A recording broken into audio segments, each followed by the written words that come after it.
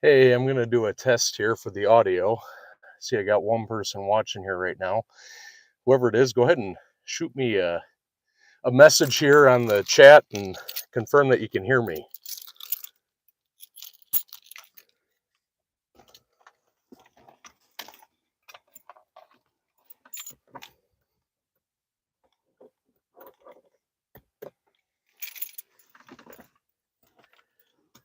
Let me confirm we got audio here.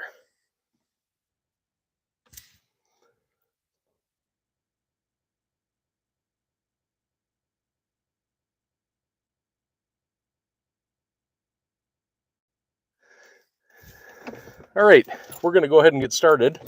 Just got into the old E36 here. Going to have to.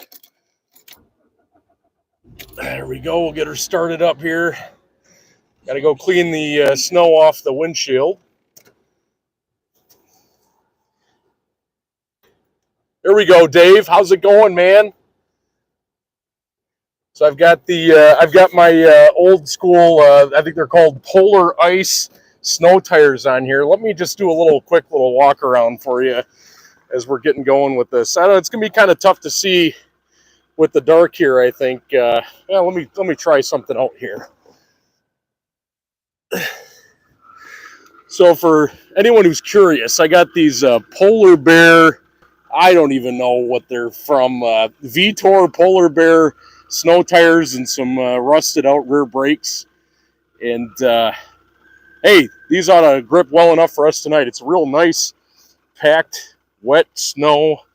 And we're going to take a little ride around the area here to see how she fares in the snow. It's been a little while since I've done a ride like this. Back when I was in college, my roommate and I used to ride around the streets of Flint in my Sonoma. And we would have a lot of fun going the speed limit and being safe, of course, on the roads of Flint. So, Dave, if you wouldn't mind, maybe shoot me a message here. Let me know if you can hear me or not.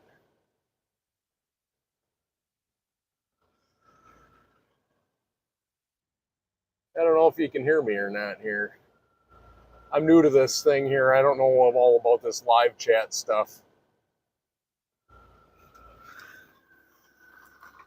Just going to clean the windows off here.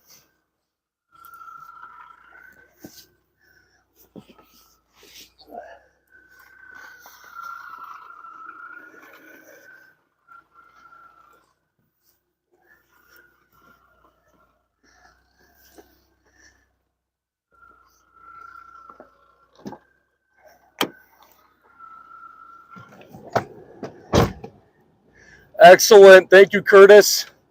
You can hear me loud and clear. Sounds good. All right, so we've got the windshield cleaned off here. It is about 10:50 on Thursday, December, what is it, the 23rd today? No, it's the 22nd today. And we're going to go ahead and get rolling here. Pull out of the driveway here, and let's show you what we got on the gauge cluster. So as we embark on our journey here, it's been a good probably 2 weeks since I've driven the old E36. I'm going to have to clean off the headlights because it's a little challenging to see out there right now. But it's been a couple weeks. We only have a quarter tank of gas. Oh man, my tree is already kind of dipping down over top of the car here, but we'll have to fill up here for gas. But let me go out and clean off the headlights so we got a nice clean view going around here. We'll talk a little bit about the old girl here. This is my 1995 BMW 318 Ti hatchback. It's an E36 model. And, you know, I'd say we've got probably, I don't know, 3 to 4 inches of snow here. It's been snowing for the past, maybe 3 hours.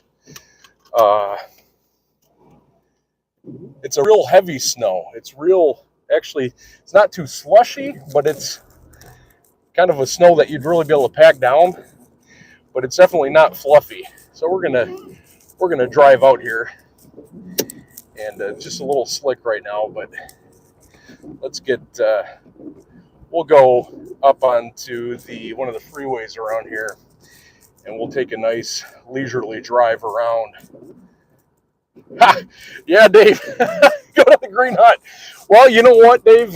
So I should probably talk about the attire that I have on right now. So, you know, for the last probably hour and a half, I was inside the house cleaning up toys after the kids and stuff like that.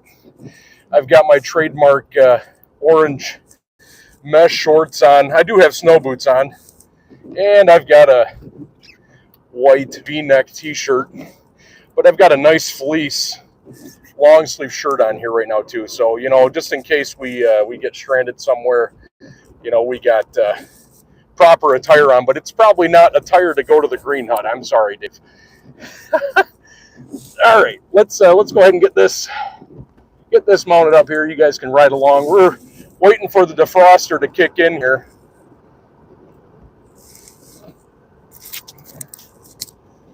But you know, no plows have gone out. Typically, what happens when you get snowstorms like this is you don't get any plows or anything like that until the snow is really about 80% done. This is the E36, Curtis. So this is the 318 Ti. My E21, typically I've taken it out once in the wintertime. I had some snow tires on it that I've done for like dirt driving, things like that. One time I took it out in the winter and it was real icy out, and it was just so packed down. It was almost impossible to drive. So I've left the E21 in the barn, but today we got the E36. All right, let's see what we got here. Hopefully the defroster eventually picks up here. I got air coming out there, but I'm not sure. So maybe another audio check with you guys. Sometimes with this this lavalier mic, I get a little bit, get some clipping and some bad audio. Is the audio coming through clear, or am I talking too loud for the audio? How does it sound?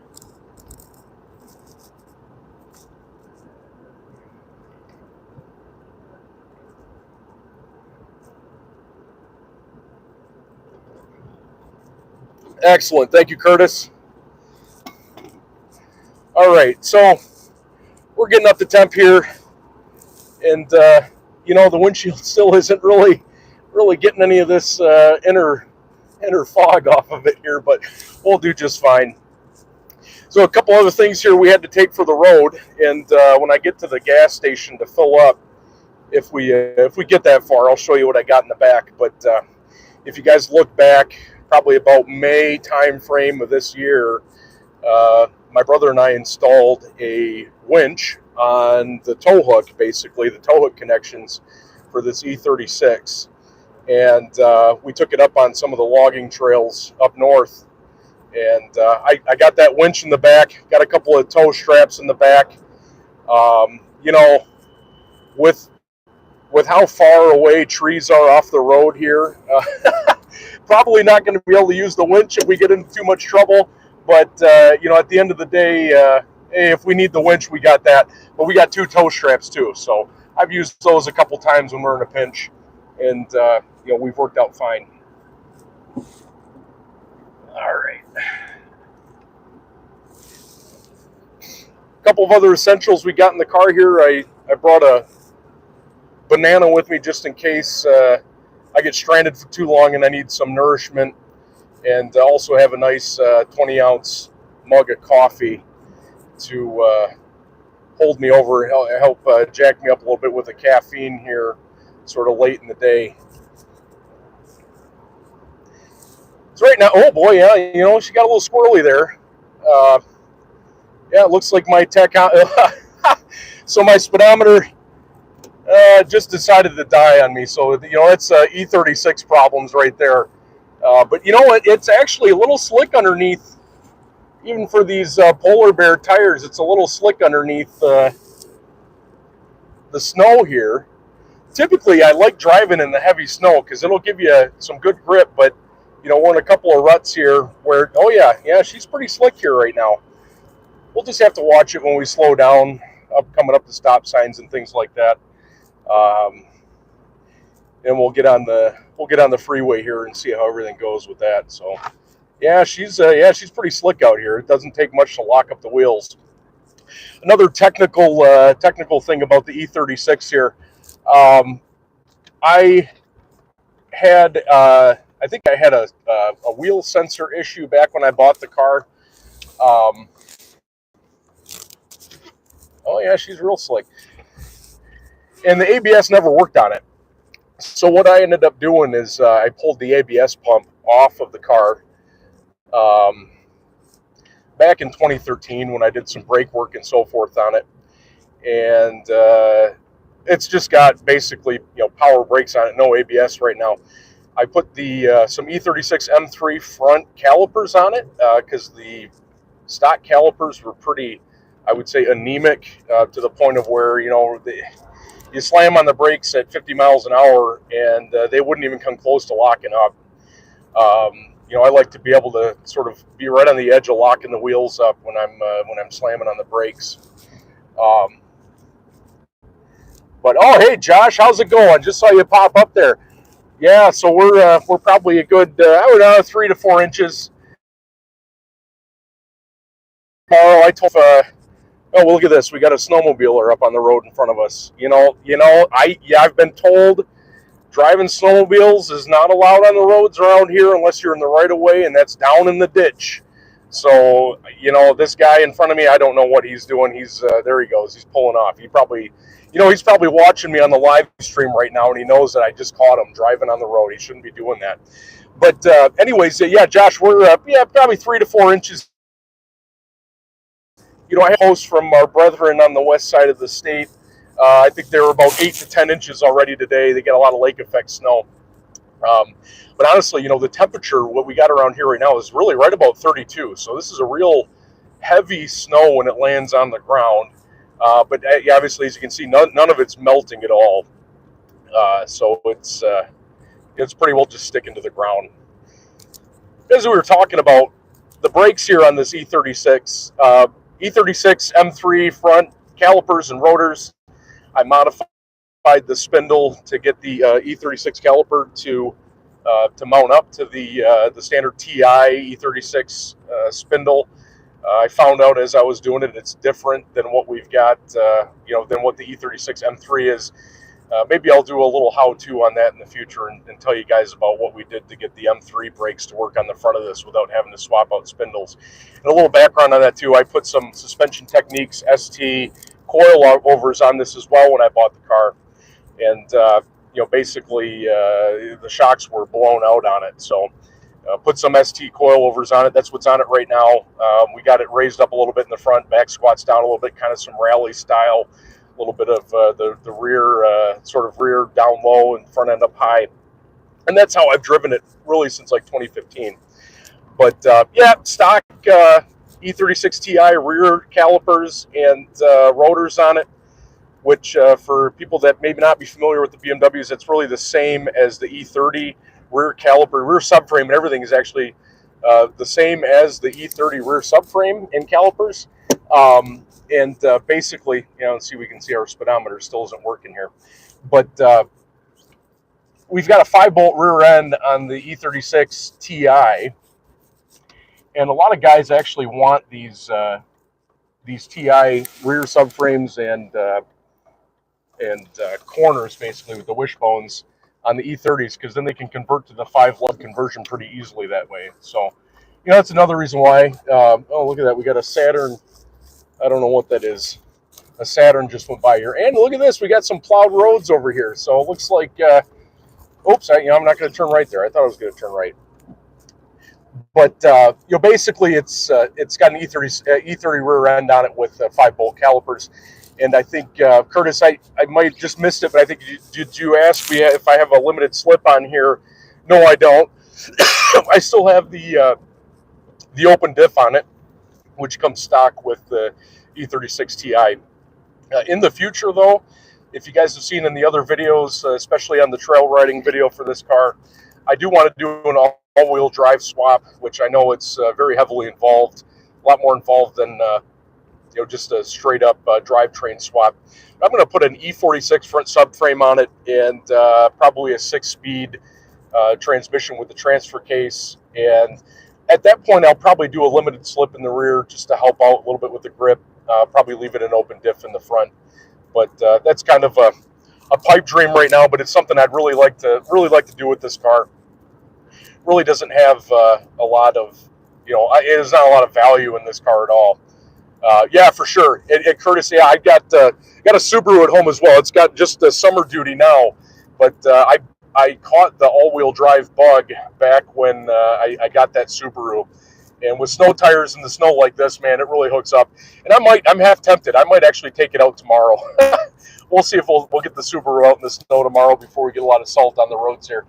All right, let's turn. Yep, there we go. All right, so here we are on another unplowed road, and we'll be getting up to the freeway here pretty soon. But yeah, so eventually, what I really like to do, this car is the 4-cylinder, it's got the M42 in it right now. The ordinance basically used to be X amount for the road. Okay, operating. Okay, thank you, Josh, for that legal scholarly advice there. I appreciate the input. I would expect nothing less from you, Josh. But back to the all-wheel drive and the drivetrain.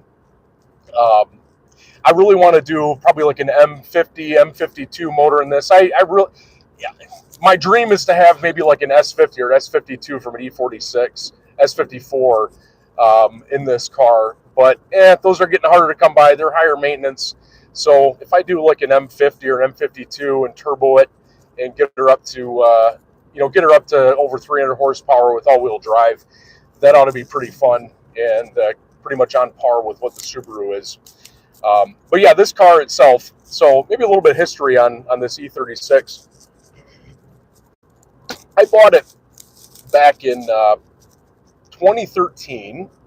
It would have been probably the spring of 2013, maybe more the fall of 2013.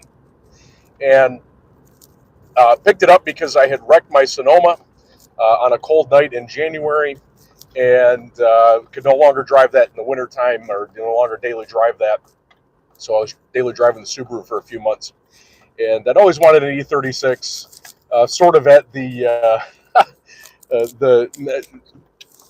anti-advice, or the advice of my friends was do not buy an E36 because the interior's crap on them and all this stuff is bad. Yes, I can vouch for the interior being pretty bad on this E36. Got to screw the door panels on just to keep them held up. But, I was familiar with the M42 motor because that's what's in my my E21.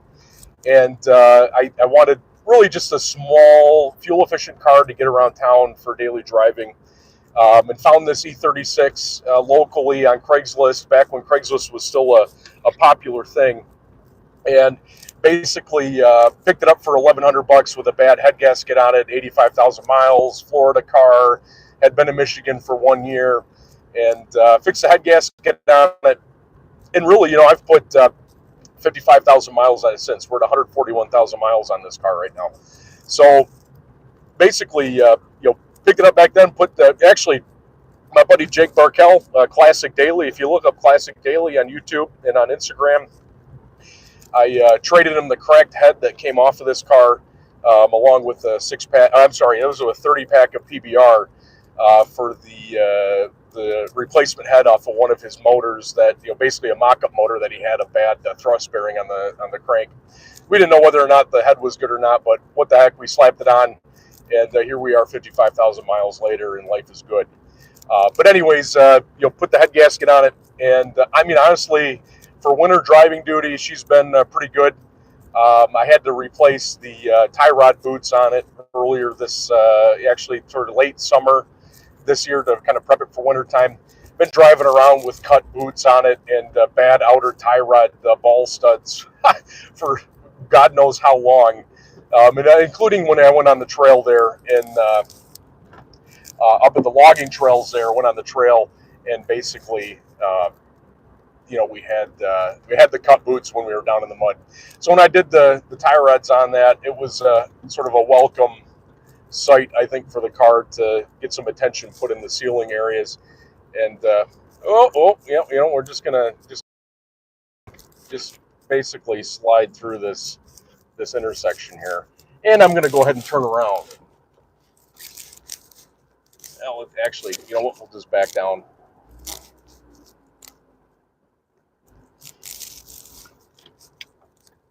There we go. Yeah, so she's pretty slick underneath. There's been a plow that's come through here, I can see, on the entrance and exit ramps. And some people will debate, is it better to leave the snow on the road sometimes because that helps a little bit with the grip, or do we need to salt the roads and so forth? It doesn't look like any of the salt's kind of grabbed into the road yet, but you kind of just get right down to the ice and the slick surface, and effectively you've got I don't know, you don't have the snow really to cushion you there. But anyway, so that was some history on the car. Some of the specs, I guess, as we get into it here. I will typically get, if I take this on the highway and on a nice long trip down to Indianapolis, driven it down there, driven it to Cincinnati before. She'll average 29, 30 miles per gallon at a nice cruising speed. And daily driver in the winter time, we probably get about, I don't know, 22, 23 miles per gallon through the city and everything else. That does just fine. One thing is we kind of get, as we get into winter here in the northern states, they end up basically switching to a different blend of fuel, and you sort of lose some fuel efficiency. Effectively it'll cut down your fuel mileage a little bit. But anyways, I mean, for the miles this car's got, oil consumption is pretty good, fuel mileage is acceptable, and I can't complain. All right, so we're gonna actually probably let's see. It looks like they plowed this. Got a nice tight turn here getting onto the interstate, and it's still pretty slick down below.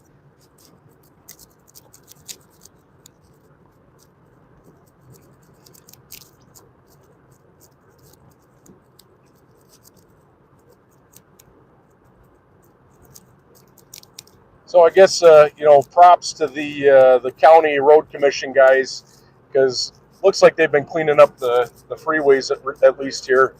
This is a 70, 75 mile an hour speed limit. We've got some traffic on the roads here as well. Not too bad around here. Well, there's a salt truck right up ahead of us there as it is. And actually, it looks like we got somebody pulled off in the median or something. I don't know what's going on there.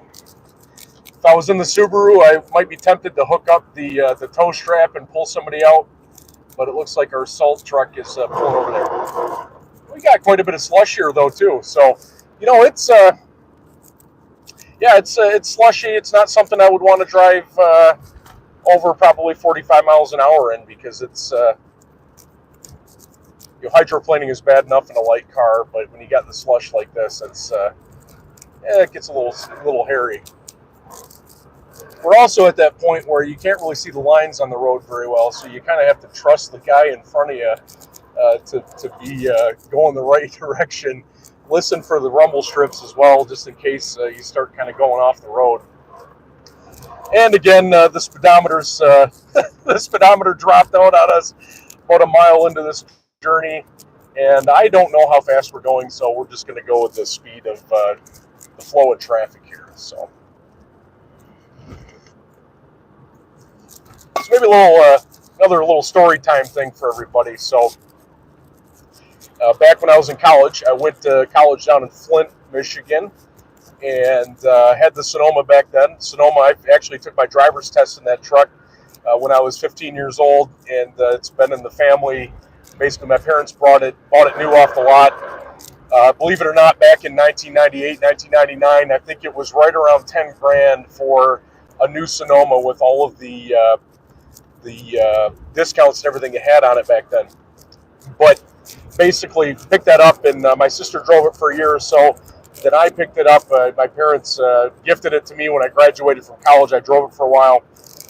But my roommate and I used to go out, and on nights like this, basically have some fun on the snowy roads. and a couple times of the year. Actually, another fun story with that. Before I found out what snow tires were, and my buddies from Pennsylvania were the ones who kind of turned me on to the idea that, well, if you have a two-wheel drive, you should probably get snow tires. Back before I had snow tires, where I went to college, it was Kettering University in Flint, Michigan, and it's kind of down in a valley in Flint, of all places, next to the Flint River. And when it would snow like this, I would not be able to get out of the valley. I would have to drive to different areas around the campus to find a road that was plowed well enough to to drive up and out of the valley there. And I'd get stuck at the top of a hill and basically have to back down and pull out and so forth. But then again, so after I graduated from college, finally found out about snow tires, put those on the Sonoma, and man, life was good after that. So if you haven't used snow tires before, especially in northern states in the Rust Belt area, and you got two-wheel drive, it is a difference maker for anybody that has to drive in the snow. So I think what we're going to do is we're going to keep on driving on the freeway here, and eventually we're going to pull off and get some gas as we make our way to the north here. Are snow tires softer to make more contact with the road? So that's a good question, Josh. I think it depends on the manufacturer. What I have heard about snow tires is they will have a material that basically, I don't know if it hardens or if it softens. But what they say is you don't want to drive snow tires very often above, say, 40 or 45 degrees because they are so soft or so temperature sensitive that you'll end up wearing them out really fast. So it is one thing to keep in mind with the snow tires. I think what happens when it gets colder out, they end up hardening up to the point of where they grip better and they sort of bite into the ice. Yeah, well, boy, yeah. So we're gonna get pulled a little bit here. Clearly, it hasn't been plowed in this area, but the snow tires. I think what happens is the compound will actually sort of harden up in the cold, and it just helps increase basically the sort of the contact pressure on the road in the treads and so forth themselves. But I think it depends on the manufacturer. On this car in particular, though, I just leave these snow tires on year-round because I don't really drive this E36 in the summer anymore. I did drive it sparingly this last summer when I had some maintenance going on with the Subaru and with the Yukon and so forth. But really, you don't want to drive a snow tire too much above freezing. Yeah, oh yeah. This is pretty slushy through here. I'm going to get back over in the right lane after I get past these people here. Probably with their all-season tires on. That's another thing too. Is these people will have a four-wheel drive truck or an SUV and think they're unstoppable in the wintertime, and basically that these all-seasons are, I don't know. Four-wheel drive I think is more of a comfort thing for people than anything, and it really doesn't do much. Four-wheel drive doesn't equal four-wheel stop. And I mean, even these, I don't know, whatever these made in China polar bear snow tires that I've got, I bought these off of Amazon real cheap back after I did the M3 brakes on, because I had to get a bigger wheel to fit over top of the M3 brakes on the front. And I honestly, these have held up pretty good. This is probably the 5th or 6th season I've had these tires on here. But anyways, just talking about, passing people is a little hairy just because you don't have that grip on the front tires like you do, or you don't have that drive up there with four-wheel drive. That is where it comes in handy, is with four-wheel drive, helps out with getting through slush and things like that. But with this car, she'll get hooked by the slush if you're not careful. But the snow tire really helps to scoop everything away, that's for sure.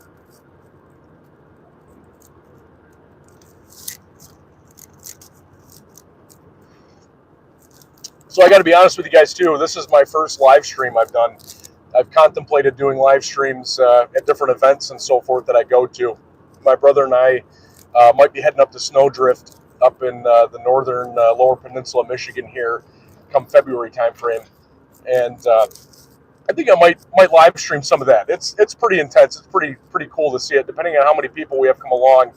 I might take the E36, but I might just take the old Yukon hybrid though too, just because I don't know, I'm kind of getting spoiled with the amenities of leather seats and so forth, 4-wheel drive too. But I think if I can make it up to Snowdrift, okay, all right, Curtis, I'll duly note it. I will keep that in mind. Would like to get up there. My brother and I have been going to rallies. I don't know, probably a handful of times, maybe 5 different times since he was in college, probably 2008, just after I graduated. Went up to the UP for the Houghton, actually what do they call it? Lake Superior Performance Rally, LSPR, and back when they had the Subarus and so forth up there. Now I think it's more or less a club event up at the LSPR. But Snowdrift has come back to being a American Rally Association Series event. So you've got guys like Ken Block and Travis Pastrana and so forth going there again. So for sure I want to get up there and watch those guys do their work. But, we might take the E36. I mean, eventually, honestly, something I thought about with this car when I bought it, back before kids and everything else, was eventually caging it and getting it into a rally and so forth. I don't know. Maybe we'll do that, but I don't like rules. I just would prefer to sort of do my own mods to the car and just have fun with it wherever. Maybe they'd let me do it after it's all-wheel drive and has a 6-cylinder. That I don't know, but might be fun to try that out sometime. We'll see.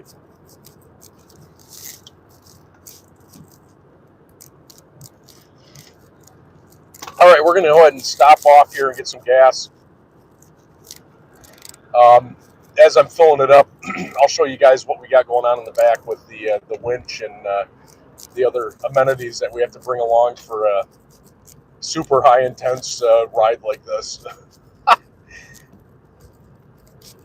But I mean, it's still pretty slick underneath, that's for sure. Doesn't look like a plow's been through here. I think it looks like multiple people have driven on the road, so it's kind of packed down. We're going to go to one of the 2 speedway stations that are within a quarter mile of each other here and pull up on some Octane 89 for this beast.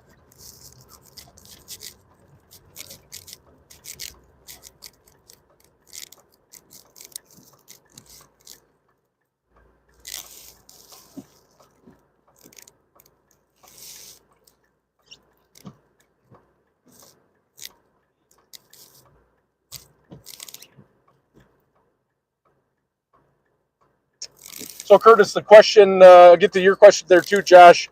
The car I would teach my kids to drive on first would probably be this E36 because it's got the least to lose. It's the clutch has got. I replaced the clutch about 100,000 miles. We got 40,000 miles on the clutch, but it's the original flywheel in there. I didn't bother to get it resurfaced or anything. But honestly, this car is pretty easy to learn on from a stick shift perspective. In fact, my son in my yard, he's 6 years old. I've had him sitting on my lap, and I work the clutch and in the pedals and so forth, and he just kind of drives it around on the grass. But yeah, so it'd probably be the E36 once it turns into an all-wheel drive and M50 300 some horsepower. Yeah, that's right. Once we get to that point, it might be a little more difficult to drive.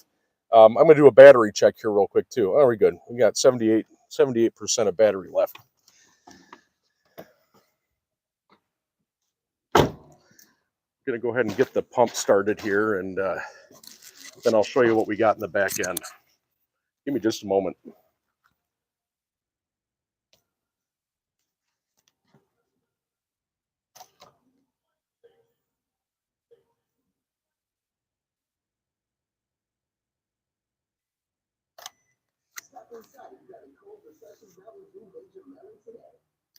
Oh, geez, we're upside down now. All right, here we go.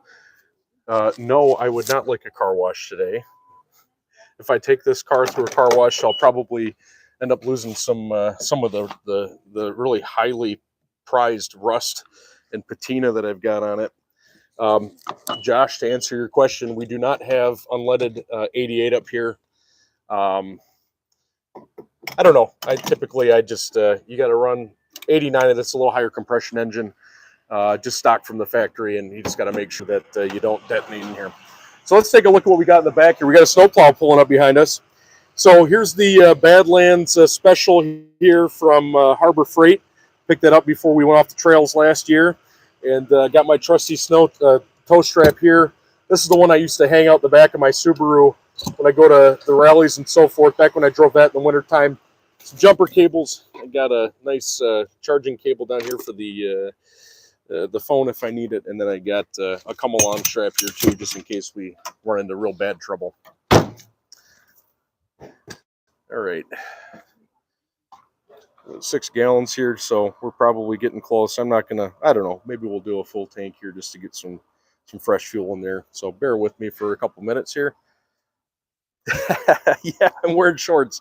No, it's about 32 degrees. So yesterday was our cold weather that we had. It was probably down to 10, 15 degrees. And yeah, you know, this is my typical outfit. I don't know. I just decided I didn't want to put on pants. And there's somebody left a mask down on the ground there. That's repulsive. All right, so we're all filled up here. Let's go ahead and get this. And oh, another thing. So I may have to, let's see. Oh, failed. I did not get a receipt. So I did just need to remember that gas number there, because I keep all of my gas mileage logged even on this car, just to make sure that everything's on the up and up when I'm running. All right, let's get back on the road here. So we were at 3916 and 11.659 gallons. And we'll reset the trip meter here. All right. Sometimes, if we're lucky, we get the speedometer back after a restart, but I don't think we got lucky with that here. That's really unfortunate. Not that we're going to be looking to drive near the speed limit. We're probably well below that as we go on our journey here. All right.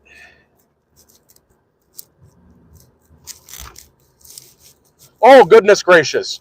This guy in this Explorer, yeah, you know, he's out here drifting around. Another four-wheel drive hero here, probably with his with his all seasons on. You know, actually, you know what? I bet you he knows he's on the live stream right now. So he was just doing a little bit of hooning, just so he can get some exposure on social media. But basically, yeah, he jumped. I think he went a little hot into that corner.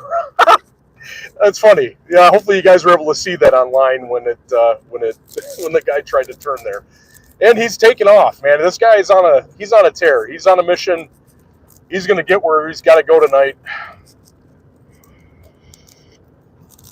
So, Josh, if I still got you with me, what do you end up using the unleaded 88 for?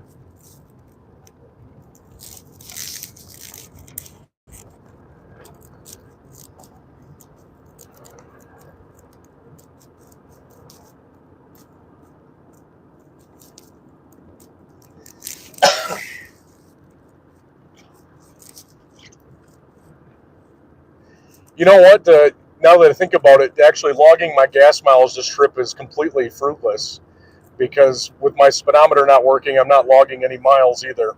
So, yeah, you know, I guess it's the thought that counts.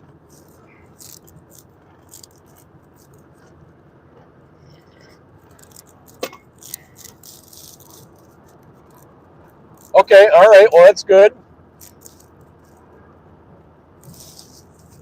Speaking of gas mileage with different types of fuel, you know, I've run E0 ethanol-free fuel in this E36 before.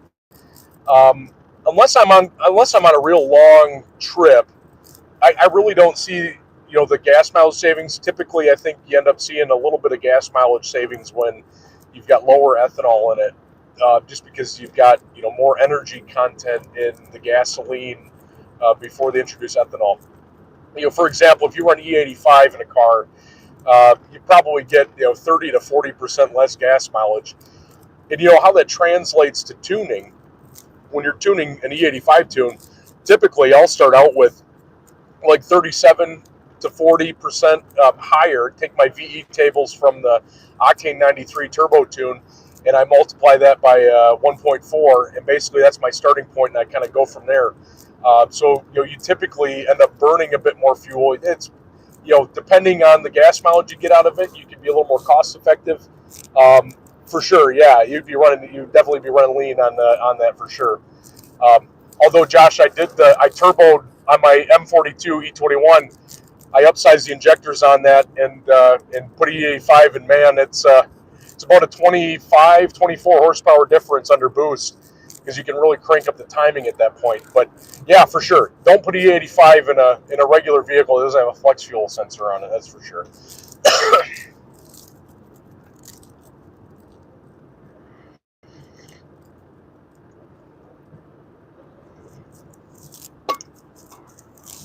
Yeah, the snow is still coming down here. Hard to say whether or not there's been a plow through here. I think this is just mostly people kind of driving through this part. Can't really see where they've thrown snow off to the side of the road. We'll get off into one of the sort of side roads here. We'll get off the highway here in a second and see what it's like off of there.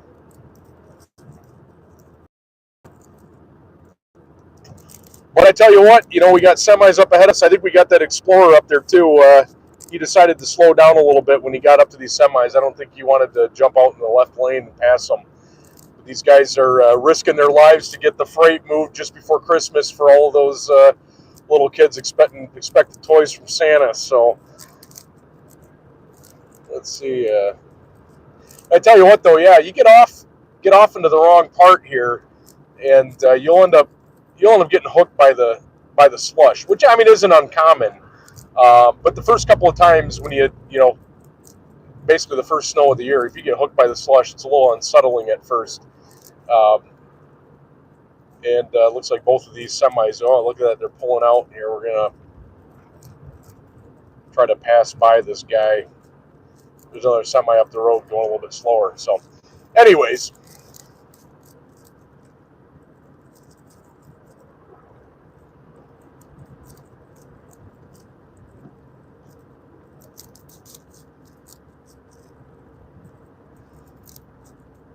So one of the things, as you guys have probably seen with the other cars on the channel, the E36.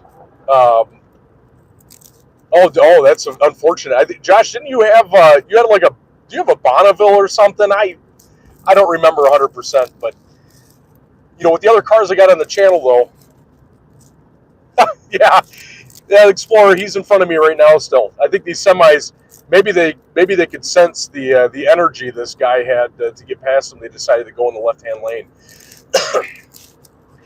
Talking about the cars we got on the channel, the Subaru's mostly stock. It's got a 3-inch downpipe, divorced wastegate downpipe on it, going basically straight through exhaust.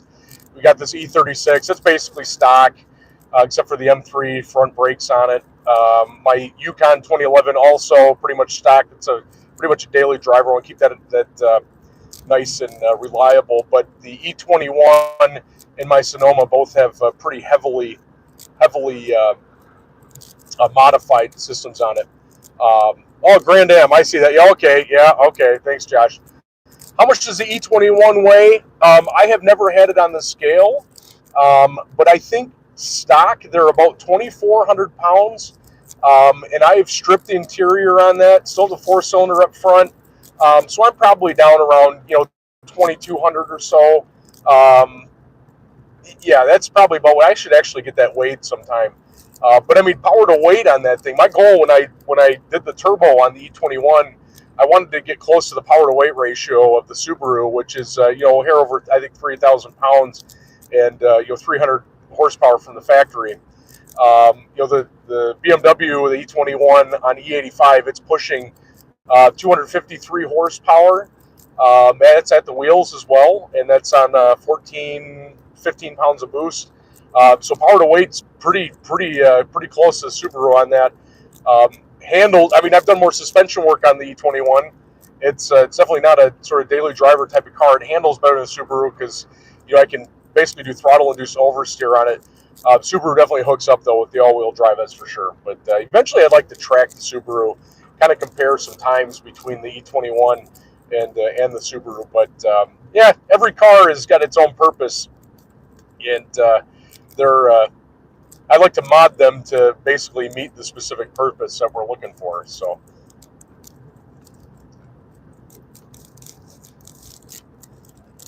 Yeah, this Explorer, man, I would say that all the courage that he had taken off, got on the entrance ramp the last time around, went out the window as soon as he realized he had to try to pass somebody on the left.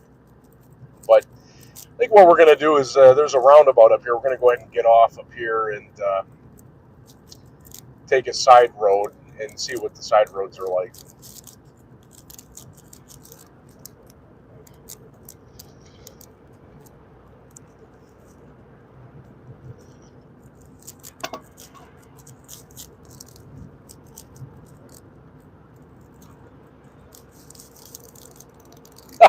That's a good point. There's a lot of people, in fact, the more I hang out on Facebook groups and things like that for the Subaru, um, the more I've learned that a lot of people have problems blowing them up.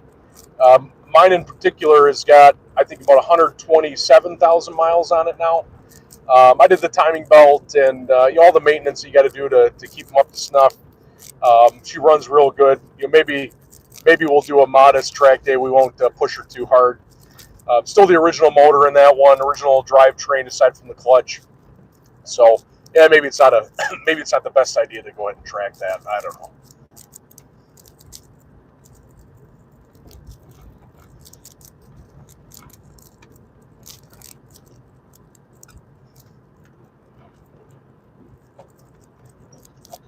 Let's see how this Explorer does going around the roundabouts here.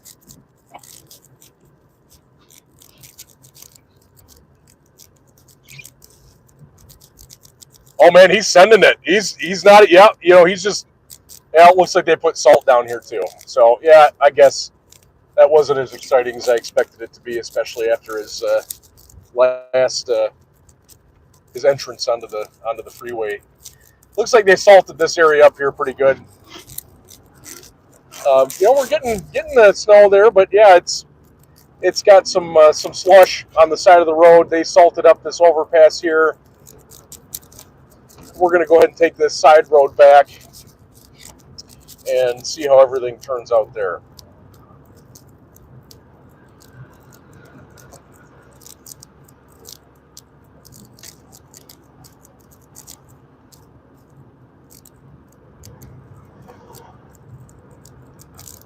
So one thing as we're kind of going through here, this is the town of Sanford.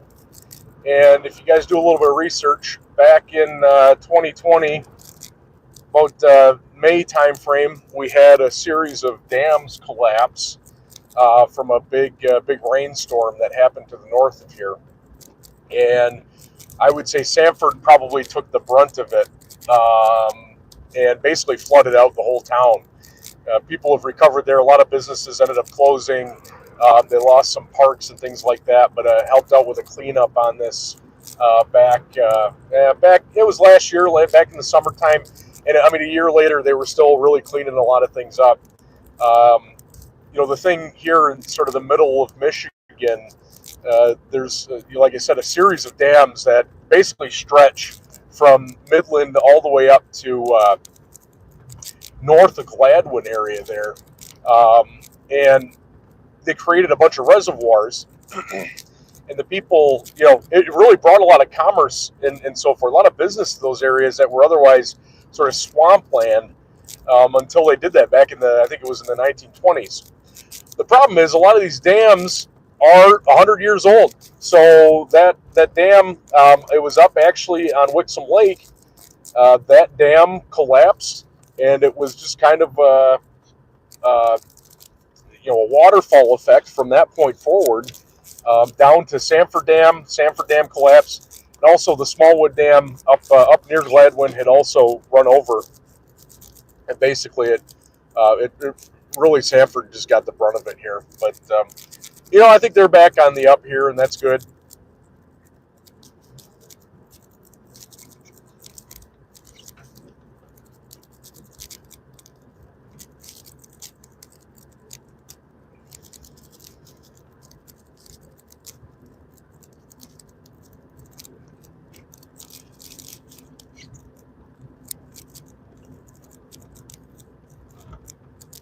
Yeah, Josh. So it's basically they dammed up the Tittabawassee River.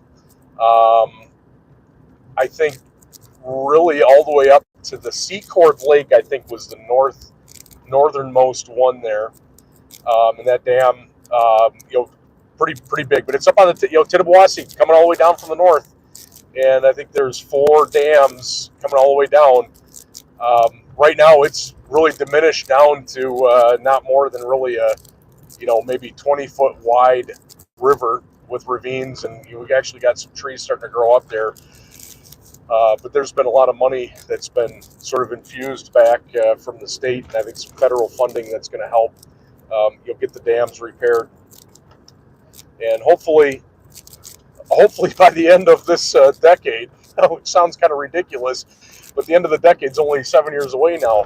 But hopefully they get all back up and going there. Interestingly enough, I've been looking at real estate up in those areas, thinking that people would be selling, and a lot of the cottage prices would be coming down because people, want to get rid of their property now that they can't boat and so forth. But it's still pretty expensive. It's people are planning like it's going to be bouncing back at some point. So it'd be nice. It's real nice having those lakes up there.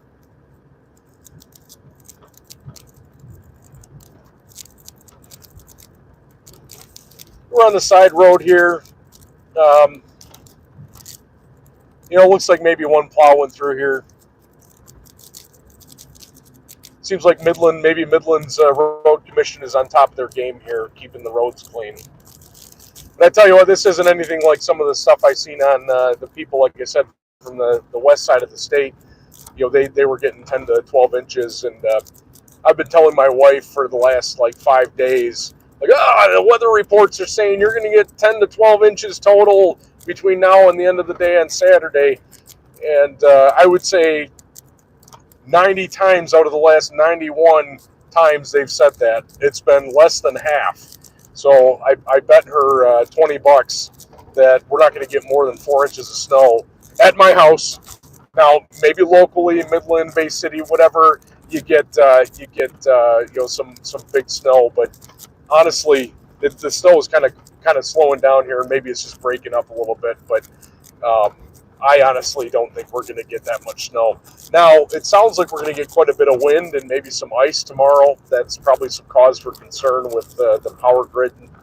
I went and filled up all my gas cans today to make sure we had enough fuel to avoid not being able to turn on generators. That looks like the bowling alley's closed there. But, one thing I don't understand, I'm going to get on my soapbox here, is you get these businesses that close down. Bronner's, of all places, in Frankenmuth, Michigan. They got signs out on I-80 all the way out in, Wyoming or something that advertises their business. And, little Frankenmuth, Michigan, Bronner's, biggest Christmas store in the world. They're closing their store, I think it's tomorrow and through the weekend. Christmas. Bronner's is closing. Come on, guys. I used to laugh at people that would make fun of their grandparents for having to walk in the snow, 95 miles, uphill both ways because the Earth's axis would tilt differently and the gravitational pull would change. But I tell you what, man, I mean, this stuff right here, I was expecting us to have a little more snow when I went to this drive, but this is just, this is run-of-the-mill snow. Come on, people. So, anyways, but if you don't have snow tires, you got all seasons, you got bald all seasons on your Ford Explorer, like we saw our friend there on the way out here. You could probably lose control, so it's just, I don't know. People just got to be smart when they're driving. Another thing, too, if you got kids, you're teaching them how to drive. Snow and late evening drives like this is really good opportunity. There's not a lot of traffic on the roads. Get them out on the roads. Have your kids autocross. I mean, get autocross in a parking lot. Find an SCCA event locally to you. They can learn the limits of the car. They can learn how crappy a front-wheel drive car is at autocrossing and how much excitement you can have with the rear-wheel drive car with a limited slip and with a lot of power. And honestly, that's something that just got me hooked on the car. I've always been hooked on cars and played car video games on MS-DOS back in 1995. IndyCar Racing 2. Look it up by Papyrus. Uh, you know, I got into cars, got into learning how to set up cars, the physics in that game, anti-roll bars and spring rates and so forth on an MS-DOS game back in 1995. Got me interested in really vehicle dynamics and the mechanical side of cars. Then I got interested in the electrical side later. But, youth have got to get into cars and really feel what it's like to drive them at their limits. You got to do it carefully. You don't want to be reckless about it. Don't go out on public roads and be an idiot. But you'll find an autocross event. Take your kids to a track day. Show them around the track. I can't wait to get my son and my daughters, if they want to do it. We'll get them out to a track day sometime, and they can ride along in the car. Now, we'll want to make sure the brake fluid and the brakes are in good shape. I don't want to boil my brake fluid like I did the last time I took the E21 out. I didn't put any of that on video, but maybe I'll put it on video in a future one when I do the rear brakes on it and upgrade to the pads. But it just take them out, figure out, help them learn how to do maintenance on their car. You save a lot of money that way. I'm all about supporting local businesses, but if I can do something for hundreds of dollars less myself, I'm going to do it myself and learn along the way, and then share it with everybody on the channel. Honestly, that's why I put some of the maintenance videos up too. They're not exactly flashy like an engine swap or things like that, but it's to really show the general public. I mean, it's not that difficult to work on your own cars. And if you break something and you fix it. Just whatever, it's not that big of a deal. So,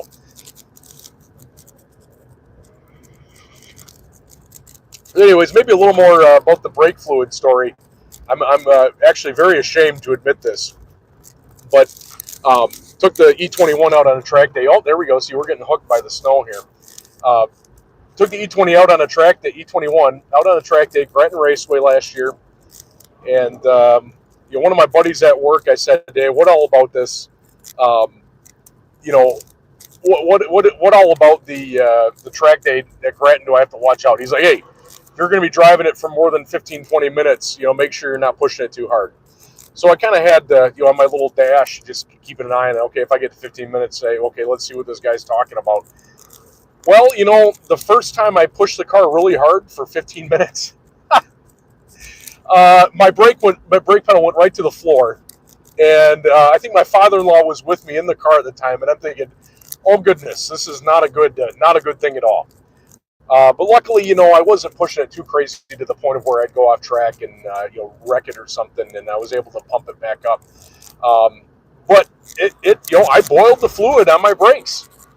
Could smell the brakes real bad when I got out of the car. I mean, I was going 120, maybe 125 on the front stretch there. The E21 with Volvo brakes on the front and the E21 323i rear brakes, and I boiled the fluid on it. Went to the floor. Didn't know, I'd never experienced that before. So that was a word to the wise there. We'd sit it in the pits for 30 minutes while the guys with their motorbikes, their motorcycles were out on the track. It would cool down enough, and I'd take it back out of the track, and as long as I wasn't getting too crazy, she would last 30 minutes. But sure enough, if I was pushing it, it would soften up the pedal. And at least I knew what to expect at that point after I did it the first time, and I kind of kept an eye on it. But ultimately, that thing that taught me is I got to flush my brake fluid, get some high-temp brake fluid in there. And, when I do the brake pads, don't put some road, basically street driving only brake pads on there. I've got some EBC yellow stuff brake pads that are going to be going on there before the next time I go out. And I've got some E30 rear calipers we're going to put on. Yeah, man, she's pretty slushy out here. Luckily, we've got curbs to kind of keep us on the road if the E36 decides she wants to take her own course. But yeah, we're throwing up a little bit of snow here. This is kind of exciting. So, all right, Chris, taking the kids out to Vegas. At some point, Las Vegas has an oval track out there, and I. Rest in peace, Dan Weldon. Unfortunately, 2011, I think it was, he passed away at that track. The last race of the year, pretty horrendous wreck. But Las Vegas has a road course, And you know what? I would like to take the E21 out there. And Chris, since you gave me the idea, we're going to take your E30 along, and we're going to have a track day. We're going to find a track day out at Las Vegas Motor Speedway, and take our vintage BMWs out there for a nice track day. All right, what do we got here? We got a red light that we're just going to sit here and make the people wait for the next thing that comes out. Hey, Chris, why don't you slap on those bottle cap snow tires that you got and take it out on the road? We can go meet up at the Green Hut. That was Dave's suggestion earlier on. Well, this guy in this Silverado wants to race me right now. He's got all seasons on too because I just blew him off the line completely. He doesn't know who he's dealing with here.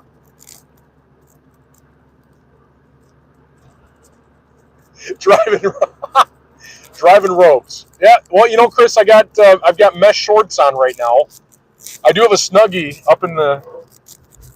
up in my closet that I might put on when I get home. And you know, actually Thursday Night Football is probably off right now. Maybe I'll just watch live streams, see if there's anything exciting on here tonight. So.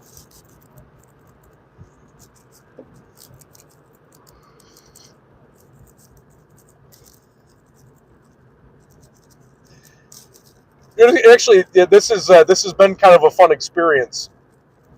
Sitting here talking to myself in the car, talking about cars, driving in the snow, one of my most fun hobbies that I can do, and seeing the chats come up on the message as we go along and answering questions. You know, I kind of like this live streaming thing. I guess, you know, here we are 62 minutes into this. I don't know how much battery life I've got left on my phone. The phone's pretty warm. Oops. My lavalier mic slid down underneath my seatbelt, so I've probably been a little muffled. But, you know, hey, this has been fun. I appreciate you guys coming along for the ride.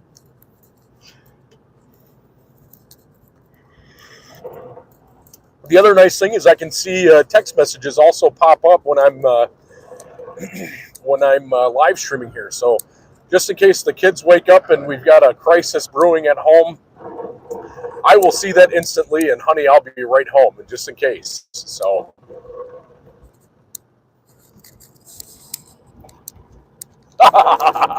Yes, Chris. Yes, Laura is very cool. She made a face when she found out that I was going out for a ride tonight. But I tell you what, I cleaned up the house before I left there, and I think that was enough to say that you know, this whatever we want to call this journey was something that I wanted to do. So. By the way, Chris and Amanda are getting married on August. I don't know, Chris, if I'm allowed to tell people. Maybe tell me a text and I can tell people when you're getting married. I mean, some people are real secret about that kind of thing, I guess. But I tell you what, man, there's you know, this slush isn't really anything to joke about. It's grabbed the wheel a couple times from me. Kind of coming through the downtown here. It's I don't think a plow has been through here. I think this has really just been traffic. Maybe the plow has been through the left lane, but here in the right lane, it's, you know, it's slushy enough that it grabs the wheel so far. So yeah, Chris is getting married on tax day to just, you know, take advantage of all the tax benefits, and real special day for him and Amanda. And it's going to be a very, very exciting day for everyone, I think. I hope Chris does a burnout in his E30 as he leaves the Latin matrimony ceremony.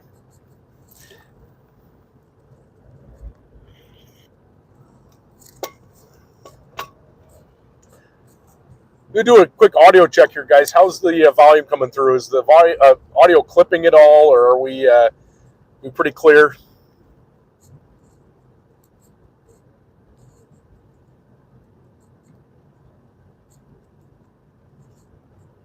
Excellent. Thank you, Josh. Good to see you're still with me. Oh man, seeing that Arby's roast beef sandwich is delicious sign really has me thinking I want to go there. But I tell you what, with this E36, we're hit or miss, especially in the cold weather when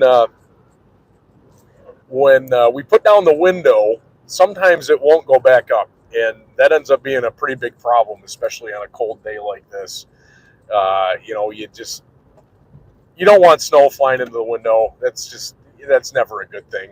It's, if you really want to ruin your day driving around nice leisurely winter cruise like this, go ahead and open your window in your E36, have it break, have the door panel fall off onto your lap, and have no way to put it back up. Get your finger pinched by the scissor jacks or whatever you call it, the door regulator going up and down, and then you'll really ruin a nice leisurely drive like this. I tell you, don't even mess around with that. All right, so actually we're coming up. Let's see here. I think what I'm gonna I don't want to go left there. You know what? I think I'm probably gonna run into a dead end here. This isn't good. Actually, know what? No, we're gonna keep on going. Oh, Josh, I missed what you just said there. I can't click back on the thing here as I'm driving. Sorry.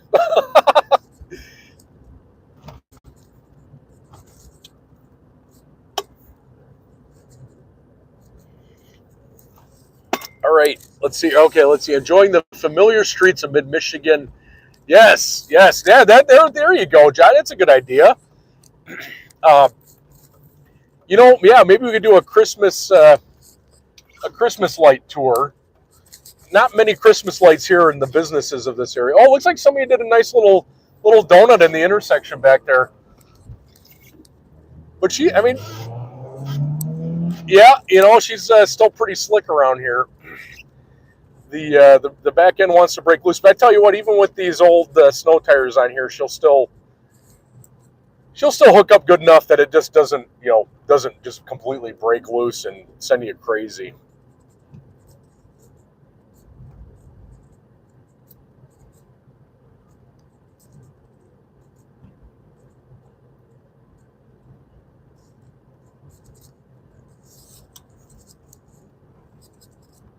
So I think at one point we had 8 people watching this live stream. That is a personal record for me. My goodness, the fact that 8 people would want to see me drive around in the snow in a rusted old E36 with 141,311 miles on it, with an asterisk next to that, by the way, because the speedometer hasn't been working for most of this trip. But I appreciate everybody watching. It's exciting to share this. One of my favorite experiences of just driving in the snow, one of the first snows of the year. Got somebody in a Dodge, whatever that is there, Nitro or something.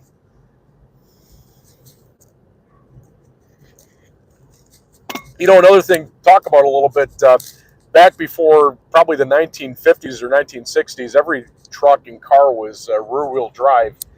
All of those people got through just fine back then. They would put chains on their tires and so forth. And I tell you what, people have it so easy nowadays with snow tires and four-wheel drive and everything. It goes back to what I said. The grandparents, we tease them about walking uphill to school and the snow and all this business. But those people truly lived in the fresh air and enjoyed life.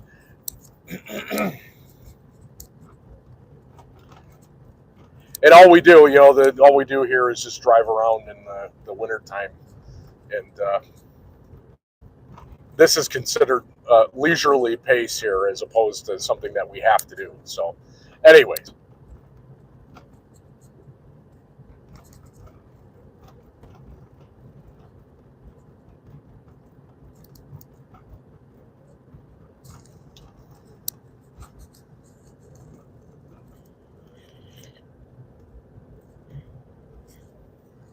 All right, guys. Well, I think what we're going to do, we're getting close to home here, so I'm going to go ahead and end the live stream. But appreciate everybody tuning in tonight.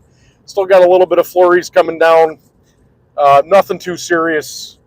For my kids' sake, I hope we get a lot more snow here tonight, so they're not disappointed. But for my sake, keeping my $20, I hope we don't get more than 4 inches of snow tonight, because otherwise that means my wife won the bet. So again, thanks for watching, everybody. It was fun to do a live stream with you guys, and we're going to go ahead and sign off for the night. So everybody have a good night. Thanks, Josh. Thanks, Chris. And Curtis, if you're still with us, thank you too. Nice to meet you. And everybody drive safe. Enjoy your holiday, Christmas, whatever holiday you're celebrating here in the coming days.